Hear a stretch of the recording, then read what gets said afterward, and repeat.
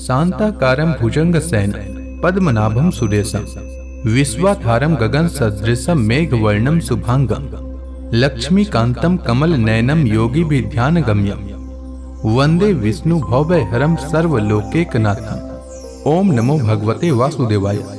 आपका भक्ति कथा चैनल पर स्वागत है। आपका दिन शुभ और मंगलमय हो। आज दिनांक है 25 जुलाई और दिन शनिवार है। आज आषाढ़ शुक्ल पक्ष की एकादशी है। आज सूर्योदय का समय सुबह 5:38 और सूर्यास्त का समय शाम 7:17 रहेगा। ब्रह्म मुहूर्त रहेगा सुबह 4:16 से सुबह 4:57 तक और अभिजीत मुहूर्त रहेगा दोपहर 12 बजे से दोपहर 12:55 तक।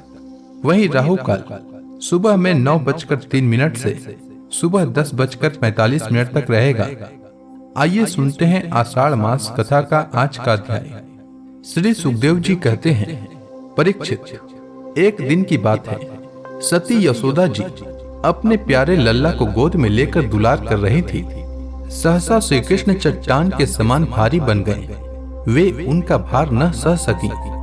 उन्होंने भार से पीड़ित होकर श्री कृष्ण को पृथ्वी पर बैठा दिया। इस नई घटना से वे अत्यंत चिंतित हो रही थी।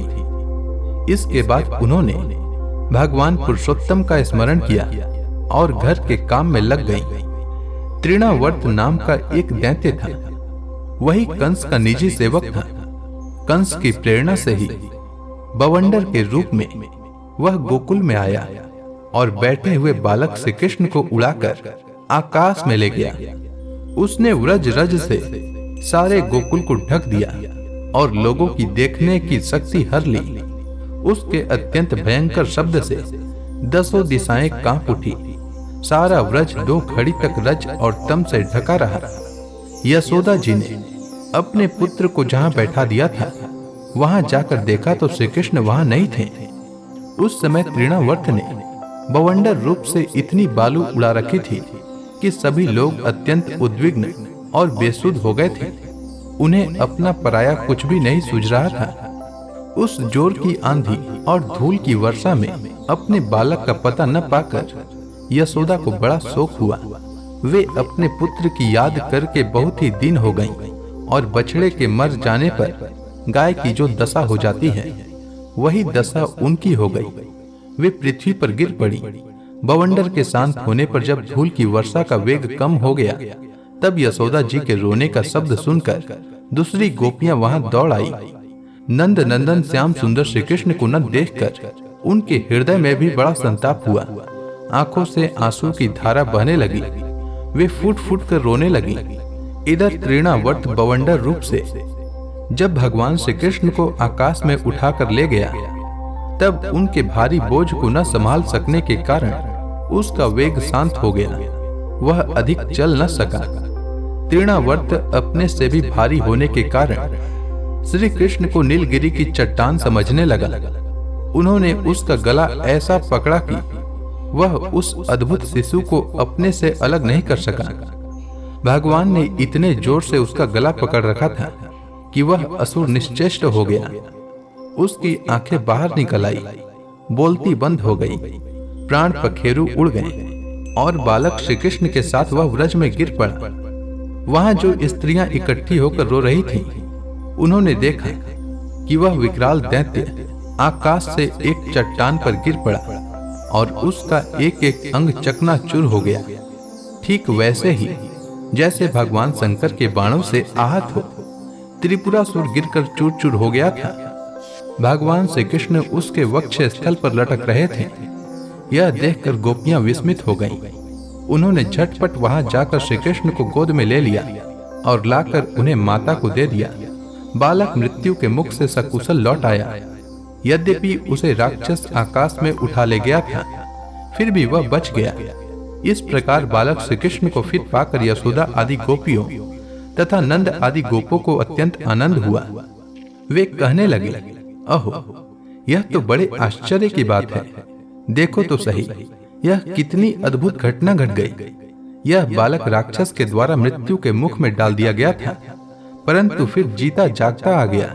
और उस हिंसक दुष्ट को उसके पाप ही खा गए। सच है, साधु पुरुष अपनी समता से ही संपूर्ण भयों से बच जाता है।